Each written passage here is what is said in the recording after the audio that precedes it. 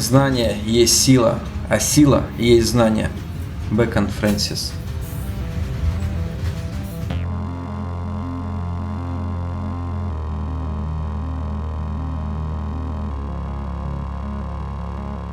Доброго времени суток, дорогие друзья! На связи Амазон Эксперт. В каждой отрасли или другой сфере есть лидеры мнений. Мы просмотрели самые популярные интервью с предпринимателями Амазон и сделали очень точную и конкретную подборку советов от лучших предпринимателей из Европы и США. У каждого из них свой опыт в бизнесе и интернет-маркетинге, серьезные результаты и определенный уровень популярности в среде Amazon продавцов. Конечно, в некоторых аспектах их взгляды и мнения идентичны, в некоторых они дополняют друг друга. Я надеюсь, вы услышите точные и нужные формулировки по построению системы продаж. И именно эти советы помогут вам осознать определенные тонкости бизнеса на Amazon и стать более эффективным в этом деле. Итак, поехали!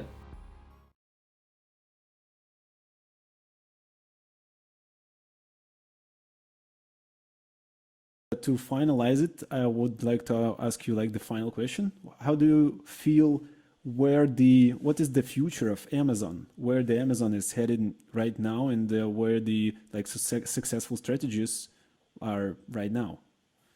So do you want to know where is Amazon and private labeling going, or Amazon as a corporation going? Amazon and private labeling, and then Amazon as corporation, so both. So Amazon and private labeling, I think you're going to have to really niche down. I think you're going to have to become the expert in something that Amazon and big Chinese suppliers are just going to go nowhere near. So an example I used in the past was equestrian stuff, like a special whip for a special kind of horseback riding, where it's you can still charge $40 for this whip because it's a very specialty item. There's only 2 other competitors. Yeah, you only might sell 5 a week, but you make $30 a unit, and it's Amazon's never going to bug you. There's never going to be piggybackers, and you kind of just fly below the radar. And so if you can become the equestrian expert, and then that's something too where you can actually make blogs and YouTube videos where someone would actually watch them. Or you're going to do I'm going to do the deep sea salmon fishing expert. That's going to be me. So I'm only going to sell accessories for deep sea salmon fishing. I'm going to sell it better than anyone in China or Amazon can, because they don't have the time or resources to actually become an expert in this and sit on the deep sea salmon fishing Reddit all day and chit chat with people. But I'm going to be the expert. I'm going to own this niche. I'm going to have a podcast. I'm going to be the man. I talked to a guy earlier who had a dent removal kit. Mm-hmm.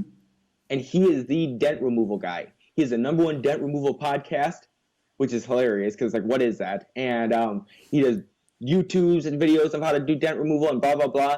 And he has his own dent removal product. And basically it's he's a one product, one dude company, and he's just a marketing machine. And anyone in the dent removal industry now knows this guy.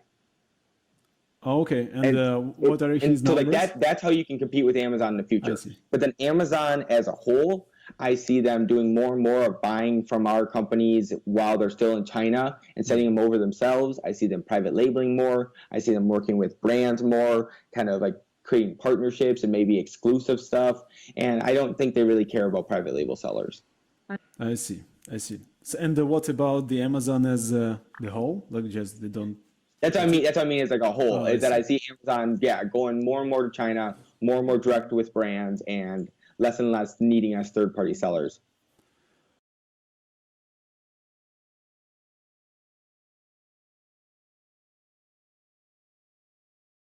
What kind of advice would you give to a newcomer of selling on Amazon? To just pick any good-looking product and just go with it, or would it be something else? No, I think the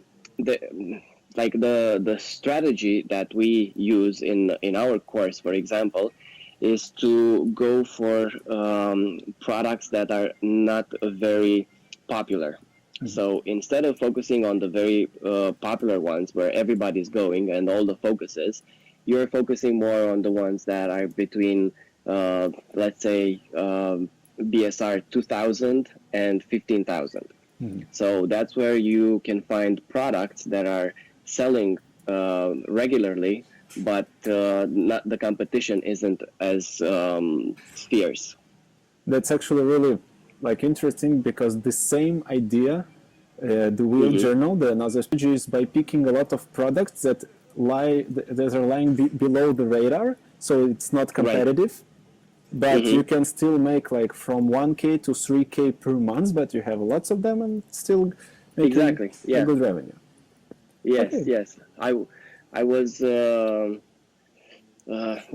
the way we teach our students is the 5 to the power of 5 rule. So you have 5 products that sell 5 products that sell 5 units per day, that have a profit of $5. Every product has 5 variations, and you sell in 5 countries where Amazon is. And that takes you to $3,175 profit per day. I see. So instead of focusing on one big product that will give you the $1 million, you can focus on the more longer term plan. So it's less risky this way. Sounds smart. Thank you for sharing.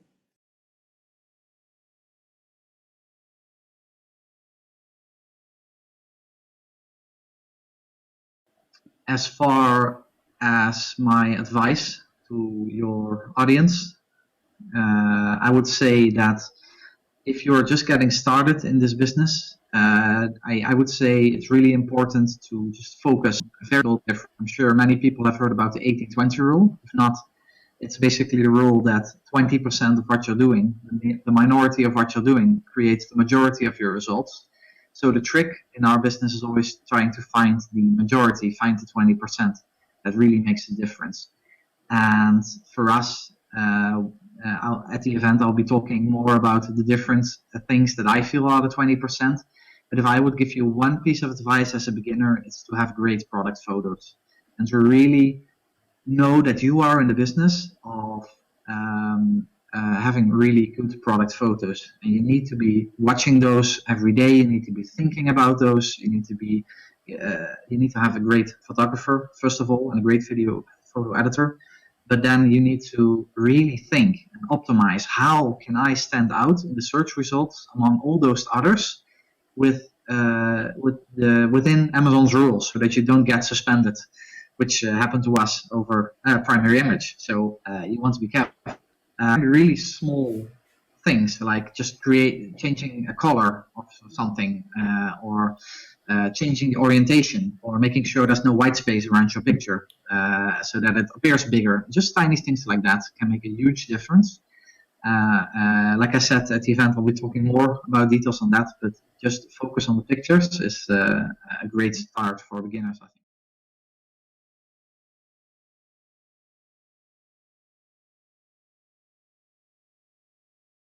Would be the best strategy from your perspective? So I think that, that's what we call the grind phase, right? And it's funny, actually, I just recently did a whole course for the Zon Squad people on exactly this. The grind phase is getting to that 5-figure a month part, right? So what does that mean?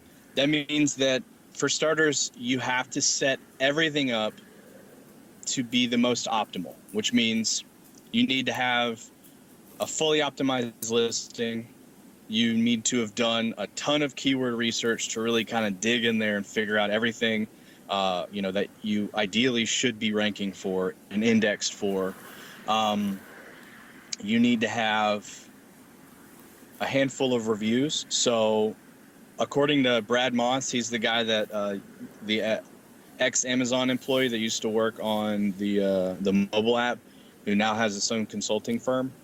He said that they did an internal test, and he's the only source for this because it was internal, so there's no documentation that we can point to. But according to him, they did an internal test and figured out that the average number of necessary reviews before customers are no longer worried about how many reviews you have is 21. So It's 20. you got to get those first 20, 21 right? reviews. 21. Okay, cool. That's actually really interesting. That's right. No, it really is. It's like, that's super fascinating stuff, because they did the research and said after 21 reviews, the only thing that matters is star rating, but not the count, right? So that means that, and they did this across all of Amazon. They looked at all the reviews, and that means that like products with only 10 or 11 reviews that had 5 stars were being outperformed by products with 3 stars that had over 21 reviews. So the key there is get those first 21. Okay. That way you have everything in place to take full advantage of everything. So optimized, first 21 reviews, visibility, which means you should be ranking. So whatever is necessary to rank for major keywords is important. And then also turning on sponsored product ads, because that puts you in more places in the sponsored product ad sections on listings or on search pages. And that basically, and that should be like the sole focus, right? So that's what gets you there. That's what gets you out of the grind and into 10,000 plus a month in sales is visibility, and then optimization. How you do those things? Do a ton of keyword research or hire a professional to help you with the copywriting on your listing. Do not cut corners in hiring a professional photographer to get the absolute best product shots. You can do that kind of stuff on your own with like a mobile phone, but understand that your competition are big brands and they're not doing that. So if you want to stand out, you're just going to have to step up the quality a notch. So excellent focus, good keyword research, excellent copy for optimization. To get those 21 reviews, reach out to your network, go to colleagues, friends, family, Facebook groups, of like, people who do like product swaps or I don't know, just find a group of people maybe in your niche that would love your product and be like, hey, like the dog, if you have a pet product and you're in a group with a bunch of dog lovers, be like, I have this awesome thing. And then crank up sponsor product ads, starting with automatic campaign until you figure out what keywords get the most visibility and are converting, and then turn on manual campaign. So that is kind of the real quick checklist of what to do to get to that 5-figure a month.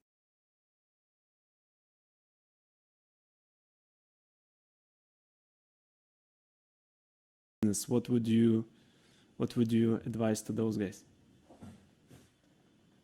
Yeah, my biggest advice is to run away from what most people are doing, which is just trying to find a product that's selling well and selling the exact same thing. I don't think that makes anyone better off. And I think it's a really hard way to build a business. So what most people will do is they'll say, well, running bands are hot. Let me sell more running bands. And then they complain about competition. They're afraid to talk about their products. And there's just no way to build a business. So I think it's a lot easier and it's a lot better to identify a person that you're going to serve and then the 3 to 5 products that you're going to sell to that person. So instead of selling running bands, all right, let's just say that we're going to create a running company. Now, what do runners buy? Runners buy running bands. They buy joint supplements. They buy iPhone gear. They buy Bluetooth headphones. So we can very quickly identify the products that that person will buy. But it's a really hard way to build a business when we're focused on selling one product and saying, well, what about competition? Well, I don't want to talk about my product because what if somebody finds my niche? Oh, dear God, what would happen? So I think that's a really inferior and hard way to build a business. And it's much easier and much faster if you go after a person rather than trying to just sell a product. I see. Thank you. So the other one, what would you tell to someone who's already selling on Amazon? What tips and tricks could you share with those guys? the faster you can build an audience that you control, the better your Amazon sales will be. So a lot of people who are already selling will focus almost exclusively on where they rank for keywords or Amazon pay-per-click. And those are good things. Like you should focus on those things. But it's a lot easier if you have an email list of 10,000 people who want your product, not the competitors, but your product, and you can send an email and make 1,000 sales. Or if you have a Facebook or an Instagram following of 50,000 people that you built with some ad spend, that's a lot easier to be able to make sales than just worrying about where you ranked for keywords. I was number 5. Oh shoot, I dropped to number 7. What am I going to do? That's just that's spinning your wheels. And I think building a real business means you have eyeballs that you can control and customers choose you over other people, which requires real marketing, not just gaming Amazon's algorithm. Это было 5 лучших советов от 5 лидеров мнений в бизнесе на Amazon. И все они, конечно, практики. Из каждого видеоинтервью можно сделать грамотный лаконичный вывод. Конечно, мы должны запомнить, что есть правило 80/20, когда 20% действий приносит 80% результата. Никогда не стоит забывать о листинге, о качестве фотографий, о качестве написанных текстов, о заголовках, буллетах. Тем не менее, не стоит только увлекаться алгоритмами Amazon. На старте бизнеса нам, конечно, очень важны наши позиции стартовые, но далее, когда мы расширяем список товаров, мы должны думать о построении бренда как бизнеса, использовать маркетинг, работать с нашей целевой аудиторией, предлагать больше и больше товаров, которые ей могут быть необходимы.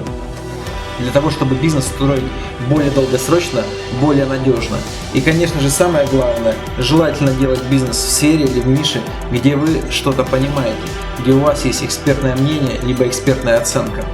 И если вы хотите пройти обучение в команде профессионалов Amazon, переходите по ссылкам в описании, внизу под этим видео. Там вы сможете найти как бесплатные, так и платные обучающие программы по Amazon. И не забудьте перед началом обучения зарегистрировать платежную карту Payoneer. Также ссылку найдете под этим видео в описании. Ну что ж, очередной выпуск подошел к концу.